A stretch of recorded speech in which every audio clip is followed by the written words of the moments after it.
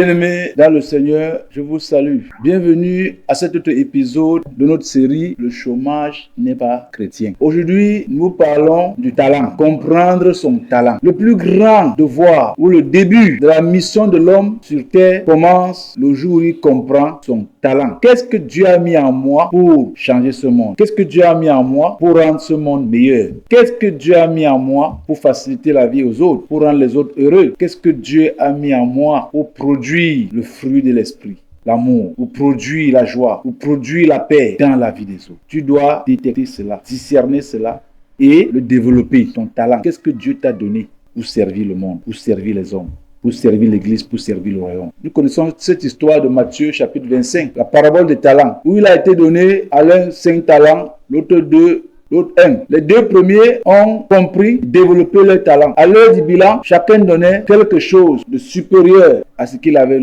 reçu. Mais le dernier, celui qui n'avait reçu qu'un talent, qu'est-ce qu'il a fait? Il a remis exactement ce qu'il a reçu.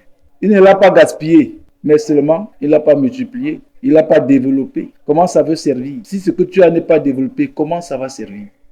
Ça va servir combien de personnes? Ça va servir qui? À lui-même, ça n'a pas servi. Il a pris le talent, il est allé garder. Mais sa sentence a été très très grave. Dieu dit, liez-le, jetez-le dehors. Là où il y a des pleurs et des grincements des dents. Tu dois trembler en écoutant ceci. Va dans ta chambre, découvre ton talent, développe-le et rends-toi utile au royaume de Dieu, rends-toi utile à l'humanité. Nous parlerons dans les prochains épisodes. Dieu n'a créé personne pour rien. Chacun est venu sur cette terre pour être une solution à une ou plusieurs choses. Tu n'es pas venu pour que les gens soient une solution pour toi, mais tu es venu pour être une solution aux hommes. Apprends à donner, même sans recevoir. Je suis venu pour servir et non pour être servi. Chaque chrétien doit avoir dans son mindset le devoir de service et non la pensée de recevoir des autres ou de bénéficier du service des autres. Pendant que tu sers, Dieu s'occupera du reste. Peut-être à travers une autre personne, mais ça ne doit pas être ta préoccupation.